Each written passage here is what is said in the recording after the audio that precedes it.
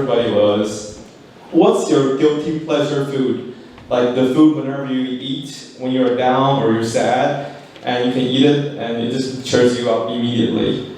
I want to ask this question to Eric. I knew I was going to get called on when it came to food.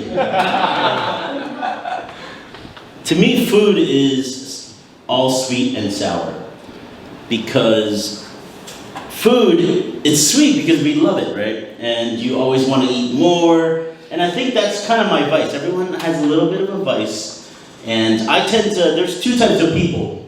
There's ones that when they're depressed, they'll eat less. And they become really skinny. Raise your hand if when you get depressed or sad, you eat less. Okay. I wish I was one of those people. Raise your hand if you're like me and you eat when you're depressed. You eat more to make yourself happy. Yeah, right? That's bad because when we're happy, we want to eat a lot and when we want to hang out with friends. So that is kind of the sweet and the sour aspect in the sense that when we're eating, we're happy, but it takes a lot of kind of time to spend. You enjoy it, but then when you have to get skinnier, it takes a lot more energy to kind of work out and lose the weight. It's so much harder to do, right?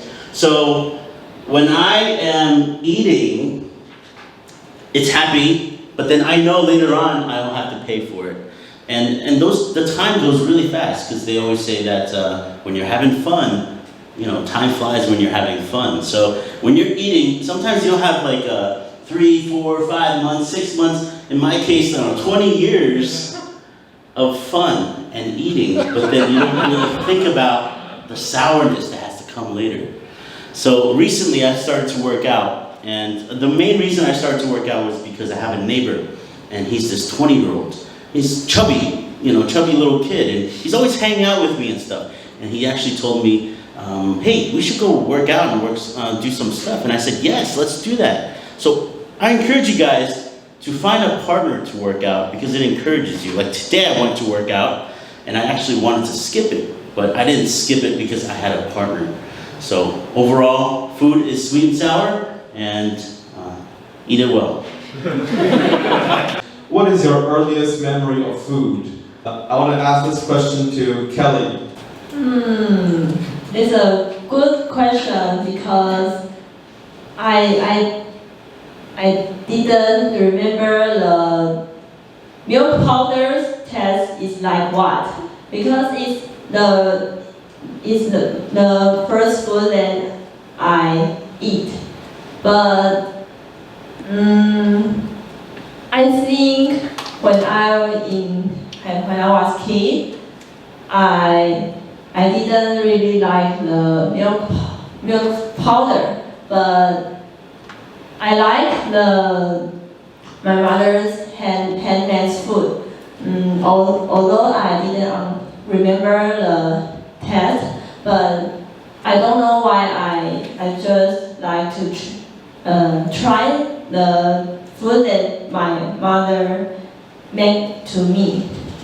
And my mother always say, "Oh, you are the annoying kids because you always don't like drink the milk powder."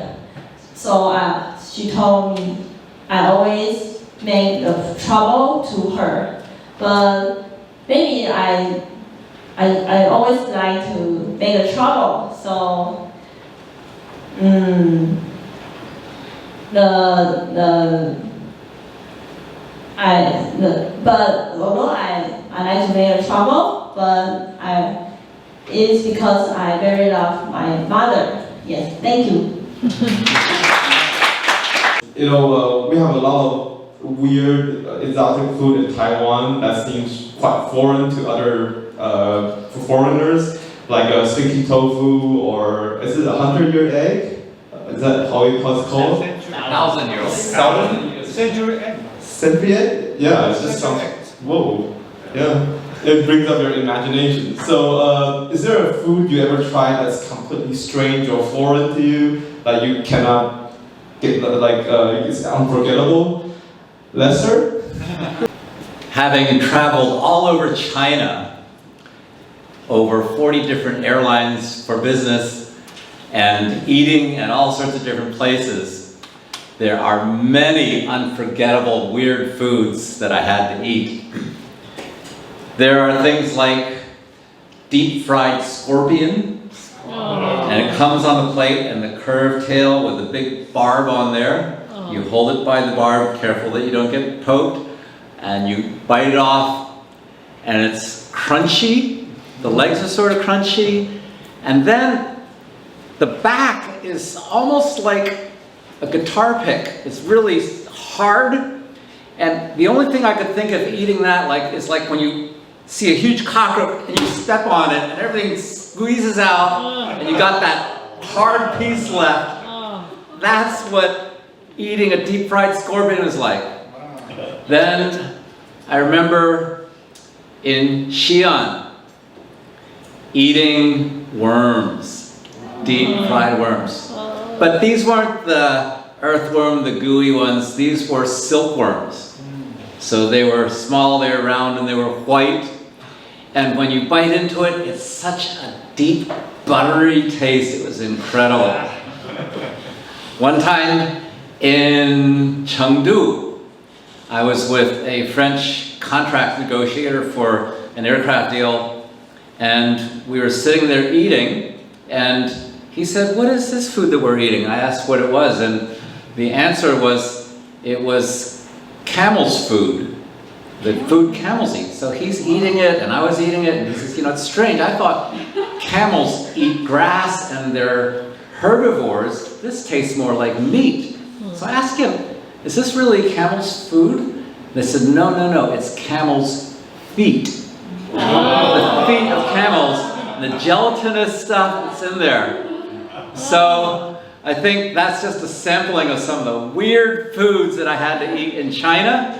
And I hope you can enjoy the delicacies of that with me. Thank you.